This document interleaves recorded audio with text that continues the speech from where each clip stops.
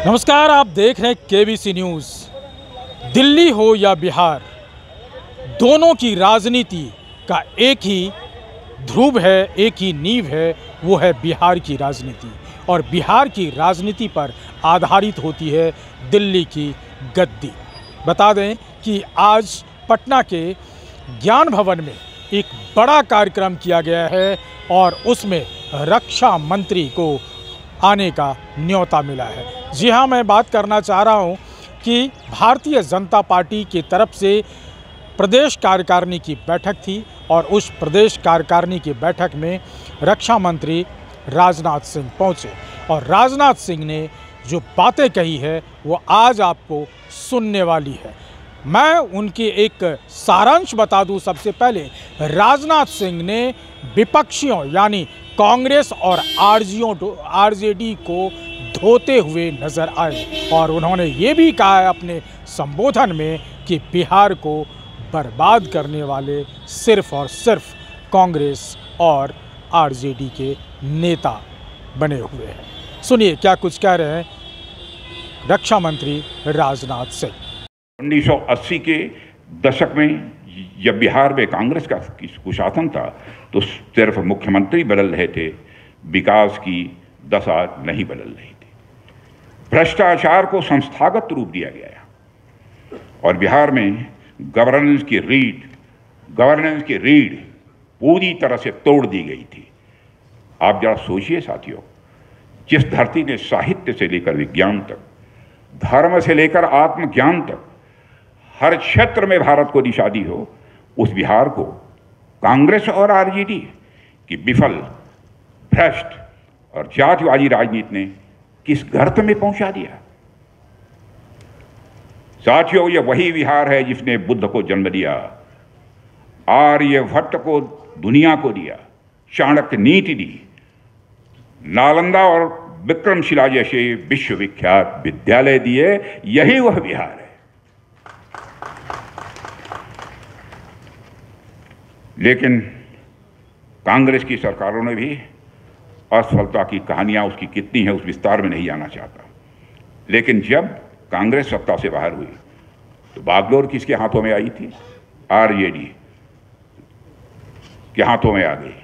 उन्होंने बिहार को बेहतर करने की कितनी कस्में बिहार की जनता से खाई थी, यह बताने की आवश्यकता नहीं है। लेकिन बद से बदतर करने में उसे इन्होंने कोई कसर नहीं छोड़ी है। अब बिहार की जनता भी इसे समझने लगी है। आरजेडी कांग्रेस राज के दौरान अपराध, जातिवाद और जंगल राज ने साथियों बिहार को ऐसे अंधेरे में धकेला जहां से बाहर निकलने का रास्ता आज तक यह बिहार ढूंढ रहा है। लेकिन हमारी सरकार इस अंधेरे से निकलने के लिए पूरी ताकत से आज काम कर रही है और काफी हद तक इस अंधेरे से हमारा बिहार निकल चुका है। साथियों, आज ये एनडीए का संकल्प केवल सत्ता प्राप्ति नहीं, मैं मानता हूं उस ऐतिहासिक अन्याय का प्रतिकार है जिस बिहार ने दशकों तक झेला है। और अब समय आ गया है कि बिहार अपने अतीत से सीखे और उस उम्मीद से फिर से जिए जिसका वो सचमुच में हकदार है और बिहार के लोग विकास और सुशासन का वो भागीदार बने। इसलिए साथियों, पिछले 2 दशकों में भाजपा और मुख्यमंत्री श्री नीतीश कुमार जी के नेतृत्व में बिहार ने अभूतपूर्व प्रगति की है। पुरानी जंगल राज की छवि को बिहार ने काफी हद तक तोड़ दिया है और जो भी सकारात्मक बदलाव बिहार में हुए हैं वह स्पष्ट रूप से अब लोगों को दिखाई दे रहे हैं। माध्यम से सेकुलर शब्द जोड़ा गया, तो क्यों इन शब्दों को जम्मू और कश्मीर के संविधान में नहीं जोड़ा गया? क्या जम्मू एवं कश्मीर को सेकुलर नहीं होना चाहिए था? लेकिन उसमें नहीं जोड़ा गया, जहां पर कश्मीरी पंडितों को मजहब के आधार पर टारगेट किया जा रहा था। और साथियों, हमने भारतीय संविधान की धारा 370 को समाप्त किया है और तब जाकर जम्मू कश्मीर में वास्तव में जम्मू कश्मीर यह सेकुलर हो पाया। साथियों, भारतीय संविधान का एक लिविंग डॉक्यूमेंट, जीवंत डॉक्यूमेंट है। भारतीय संविधान एक हमारा जीवंत एक दस्तावेज है। उस पर स्वस्थ तरीके से बहस का चलना लोकतंत्र की ताकत की निशानी है, मैं ऐसा मानता हूं। मगर जनता को संविधान के नाम पर गुमराह करने की जो कोशिश एक बार फिर कांग्रेस और आरजेडी के लोग करना चाहते हैं, उसमें वे इस बार कामयाब नहीं होंगे।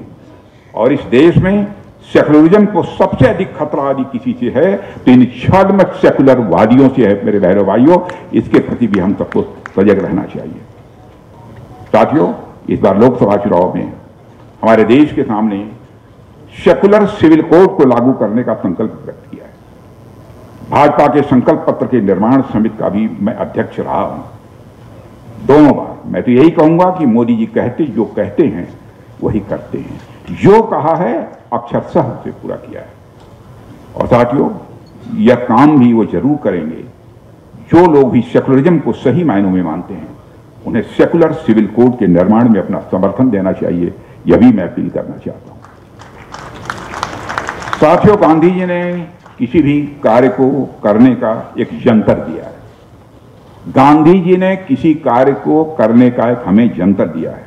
उन्होंने कहा है कि सबसे गरीब और सबसे कमजोर आदमी तुमने देखा हो, सदैव उसकी शक्ल याद करो और अपने दिल से पूछो कि जो कदम तुम उठाने का विचार कर रहे हो उस आदमी के लिए कितना उपयोगी होगा।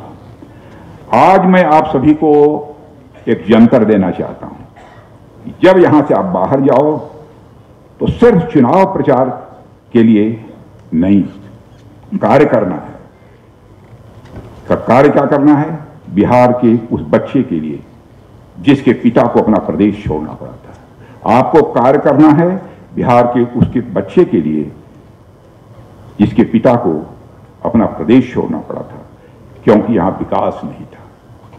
कार्य करना है हर उस अपमान का दाग मिटाने के लिए जो बिहार के सीने में दाग दिया गया था, क्योंकि कुछ लोगों ने बिहार को जंगल राज में बदल दिया था। कार्य करना है हर सम्मान के लिए जिसका बिहार हकदार है। कार्य करना हर उस मां के लिए जिसका बेटा उस जंगल के राज में मार दिया गया था। कार्य करना उस बहन के लिए जिसके भाई का अपहरण कर दिया गया था। कार्य करना है हर उस बिहार के इंसान के लिए जो अपने प्रदेश और देश को विश्व का सबसे उन्नत स्थान बनते देखना चाहता है। उसके लिए हमें काम करना है। और साथियों, मैं पूरी तरह से आश्वस्त हूं इन सब सारी चीजों का संज्ञान लेते हुए इस बार के चुनाव में, चुनाव जब आएगा तो आएगा, लेकिन इसके अभी से हम लोगों को पूरी ताकत से लगना है और इस संदेश तो जन जन तक पहुंचाना है। मैं दावे के साथ कह सकता हूं, जो हमारी जानकारी है, जो हमारी सूचना है कि बिहार में इस बार एनडीए की 2/3 बहुमत से सरकार बनने जा रही है। तो आपने सुना, रक्षा मंत्री राजनाथ सिंह ने उन तमाम पहलुओं को छुआ है, चाहे वो जनहित का मुद्दा हो, गरीब का हो, पलायन का हो, शिक्षा हो, स्वास्थ्य हो या देश की रक्षा के लिए कोई भी बात हो। इन तमाम चीज़ों पर आज रक्षा मंत्री राजनाथ सिंह ने लोगों को संबोधित किया और उन्होंने बिहार की चुनाव 2025 विधानसभा की चुनाव पर केंद्रित करते हुए बात कही है। और ख़ास बात यह है कि अपने जितने भी आला अधिकारी हैं या फिर भारतीय जनता पार्टी के जितने भी सदस्य हैं, मंत्री हैं, विधायक हैं, तमाम लोगों को आज एक लेसन दे के गया है, होमवर्क दे करके गए हैं कि हम जनता के बीच जाएंगे और हम कोई बात नहीं करेंगे, सिर्फ़ और सिर्फ उन बातों को हम बातों के साथ हम लोगों से कनेक्ट होंगे जिनके पति नहीं हैं, जिनके घर सूने पड़ गए, जिनके मांग सुनी पड़ गई। इन तमाम चीज़ों को जा कर के बात करनी है और नरेंद्र मोदी के किए हुए कार्यों को बताना है। तो अब देखना होगा कि राजनाथ सिंह के आगमन पर किस तरह से अब नई सियासत होती है विपक्षियों के तरफ से। अमलेश आनंद, केबीसी न्यूज़, पटना।